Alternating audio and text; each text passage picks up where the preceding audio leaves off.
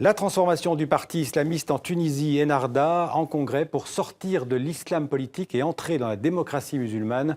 C'est le fait du jour du 64 minutes. 3 jours de congrès à Tunis. Le congrès national donc, du parti islamiste Ennahda s'achève ce soir.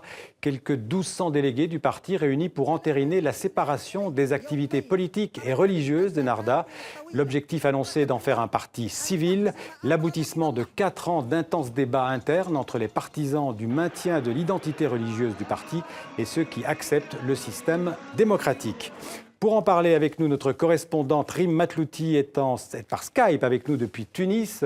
Alors Rim, un congrès ouvert vendredi et en présence du président tunisien Essebsi, pourtant un adversaire politique des islamistes. Un adversaire politique, mais le président Beji Caïd Essebsi était l'invité d'honneur de ce 10e congrès du parti Ennahda. Il a été applaudi, il a été acclamé par les 12 000 personnes présentes à l'ouverture.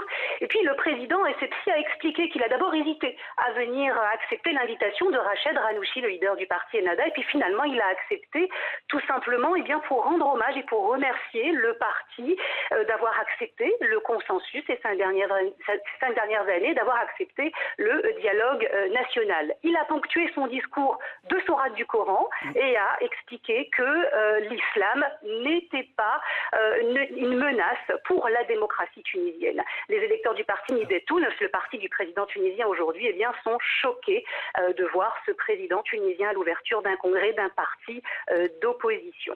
Alors Rim, on l'a dit, un congrès qui est présenté comme un tournant historique du parti Ennahda. Est-ce vraiment un tournant historique ? La révision doctrinale est une révision qui est débattue et votée, qui a été débattue et votée ces 3 derniers jours. Le parti abandonnerait désormais la dimension religieuse et ses activités de prédiction. Il ne se définit plus comme un parti islamiste, vous l'avez dit, mais comme un parti démocrate musulman, un parti civil à référentiel musulman. La réalité, en fait, c'est que le parti est en train de prendre ses distances avec les frères musulmans auxquels il était attaché jusqu'à présent. La question du changement de nom est également débattue, mais c'est un cabinet d'experts qui a conseillé, donc ça pourrait être simplement une stratégie pour ratisser large et ratisser un maximum d'électeurs. Alors Rim, en 2 mots, Ennahda avait perdu les élections, il faut s'en souvenir, en 2014. Est-ce que cette nouvelle ligne politique, c'est aussi un pari électoral pour les islamistes ? Le parti Ennahda avait perdu les élections, mais aujourd'hui, ce parti est devenu le premier parti de l'Assemblée des représentants du peuple, tout simplement parce que le parti Nibet, Tunis, a explosé en vol et s'est séparé. Alors, le mot d'ordre était la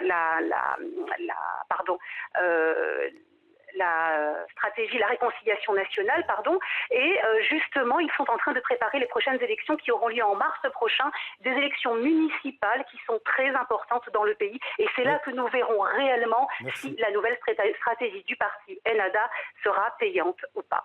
Merci Rim, en direct de Tunis.